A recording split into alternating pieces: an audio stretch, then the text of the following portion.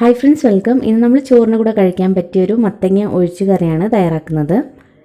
അപ്പോൾ നമുക്ക് ആദ്യമായിട്ട് പരിപ്പ് വേണം. ഞാനിവിടെ ഒരു 2 കൈപ്പിടിയോളം പരിപ്പാണ് എടുത്തിരിക്കുന്നത്. തുവരം പരിപ്പ് ഒരു 15 മിനിറ്റ് നേരത്തേക്ക് കുതിർത്തതിന് ശേഷം എടുത്തതാണിത്.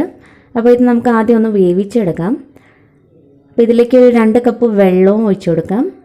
1/2 ടീസ്പൂൺ മഞ്ഞൾപ്പൊടിയും കൂടി ചേർത്ത് നമുക്കിതൊന്ന് തിളപ്പിച്ചെടുക്കാം.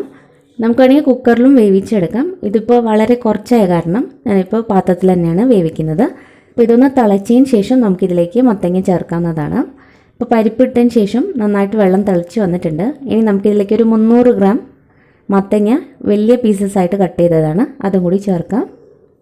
അപ്പോൾ ഇത് രണ്ടും കൂടിയിട്ട് ചേർത്തിട്ട് നമുക്ക് വേവിച്ചെടുക്കാം. അപ്പോൾ നമുക്ക് ഒന്നെങ്കിൽ കുക്കറിൽ നേരിട്ട് വേവിക്കാം, അല്ലെങ്കിൽ ഇങ്ങനെയും ചെയ്താൽ മതി. ഒരല്പം കറിവേപ്പിലയും കൂടി വിതറി കൊടുക്കാം. ഒരല്പം ഉപ്പും കൂടി ചേർത്ത് അടച്ചു വെച്ചിട്ട് വേവിച്ചെടുക്കാം. അപ്പോൾ ഇത് വേവുന്ന സമയം കൊണ്ട് നമുക്ക് ഇതിന് വേണ്ട അരപ്പും കൂടി തയ്യാറാക്കിയെടുക്കാം. അപ്പോൾ അതിനായിട്ടൊരു പാനിലേക്ക് ആദ്യം ഒരു 1/4 ടീസ്പൂൺ ഉലുവ ചേർത്തൊന്ന് വറുത്തെടുക്കാം. ഉലുവ ചെറുതായിട്ടൊന്ന് മൂത്ത് വന്നതിന് ശേഷം നമുക്കിതിലേക്ക് 1/2 കപ്പ് തേങ്ങ ചേർക്കാം. തേങ്ങ എത്ര തന്നെ മതി, ഒരുപാട് ചേർക്കേണ്ട ആവശ്യമില്ല. പിന്നെ ഒരു തണ്ട് കറിവേപ്പിലയും കൂടി ചേർക്കാം. പിന്നെ ഒരു 5 ചെറിയ ഉള്ളിയും കൂടി ചേർക്കാം. ഇതെല്ലാം കൂടിയിട്ടൊന്ന് മൂപ്പിച്ചെടുക്കണം. തേങ്ങ ഒരുപാടങ്ങ് കളറൊന്നും മാറേണ്ട ആവശ്യമില്ല, ചെറുതായിട്ടൊന്ന് മൂത്ത് കിട്ടിയാൽ മതി. തേങ്ങ നന്നായിട്ടൊന്ന് ചൂടായി കിട്ടും. ഈ ഒരു പരുവത്തിൽ നമ്മൾ പൊടികൾ ചേർക്കാം. അപ്പോൾ ഇതിലേക്ക് ഒരു 2.5 ടേബിൾ സ്പൂൺ മല്ലിപ്പൊടി ചേർക്കാം. പിന്നെ 1 ടീസ്പൂൺ മുളക് പൊടി ചേർക്കാം. ഇനി ഈ പൊടികൾ നന്നായിട്ടൊന്ന് മൂപ്പിച്ചെടുക്കണം. അപ്പോൾ തീ നന്നായിട്ട് കുറച്ച് വെച്ചിട്ട് ഇത് മൂപ്പിച്ചെടുക്കാം.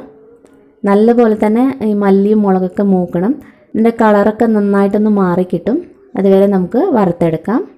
ഇപ്പോൾ തേങ്ങ നിങ്ങൾക്ക് കണ്ടാൽ മനസ്സിലാവും, ഒരുപാടങ്ങ് മൂപ്പിച്ചിട്ടൊന്നുമില്ല. ആ ഒരു കളറ് മാറുന്നതിന് മുമ്പായിട്ട് തന്നെ നമ്മൾ പൊടികൾ ചേർത്തിട്ടുണ്ട്.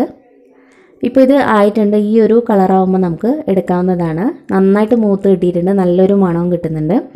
ഇനി നമ്മളിത് അരച്ചെടുക്കുകയാണ് ചെയ്യുന്നത്. വളരെ കുറച്ച് വെള്ളം കൂടി ഒഴിച്ചിട്ട് നമുക്കിത് അരച്ചെടുക്കാം. അപ്പോൾ ഇതാണ് കറിക്ക് വേണ്ട അരപ്പ്. അപ്പോൾ നമുക്കിതന്നെ നോക്കാം.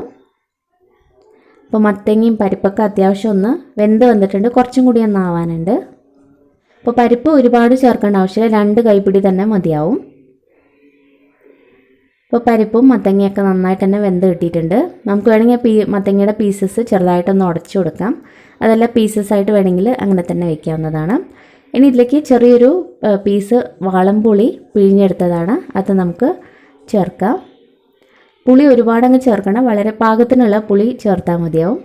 ഇനി പുളിവെള്ളം ഒഴിച്ചതിന് ശേഷം ഇതൊന്ന് തിളയ്ക്കണം. ആ പുളിയുടെ ഒരു പച്ച ടേസ്റ്റ് ഒന്ന് മാറാൻ വേണ്ടിയിട്ടാണ്. ഈ സമയത്ത് നമുക്ക് ഉപ്പ് പോരാൻ തോന്നിയാൽ ഉപ്പ് ചേർക്കാവുന്നതാണ്. അപ്പോൾ പുളി നന്നായിട്ട് തിളച്ചതിന് ശേഷം ഇതിലേക്കൊരു 3 പച്ചമുളക് കട്ട് ചെയ്തത് ചേർക്കുന്നുണ്ട്. പിന്നെ ഇതിൻ്റെ കൂടെ തന്നെ നമ്മൾ അരച്ച് വെച്ചിരിക്കുന്ന അരപ്പും കൂടി ചേർക്കാം.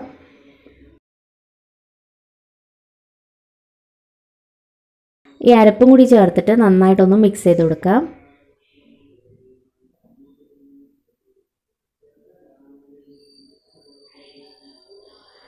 ഇനി ഇത് വീണ്ടും ഒന്ന് തിളപ്പിച്ചെടുക്കണം. ഏകദേശം ഒരു 3-4 മിനിറ്റും കൂടി ഒന്ന് തിളപ്പിച്ചെടുത്താൽ മതി. അപ്പോൾ ഈ സമയത്ത് തന്നെ പുളിയും ഉപ്പൊക്കെ ഒന്ന് ടേസ്റ്റ് ചെയ്ത് നോക്കാം. അപ്പോൾ നമ്മുടെ കറി നന്നായിട്ട് തിളച്ച് വന്നിട്ടുണ്ട്. ഇനി നമുക്ക് കടുകും കൂടി തളിച്ച് ചേർക്കാം. അപ്പോൾ കടുക് തളിക്കാൻ വേണ്ടിയിട്ട് വെളിച്ചെണ്ണയാണ് ഉപയോഗിക്കുന്നത്. 1 ടേബിൾ സ്പൂൺ വെളിച്ചെണ്ണ എടുത്തിട്ടുണ്ട്.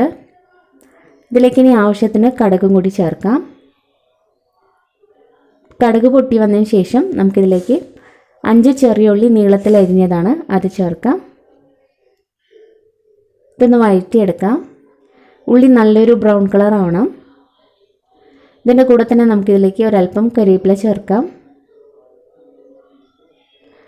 പിന്നെ കുറച്ച് വറ്റൽ മുളകും കൂടി ചേർക്കാം.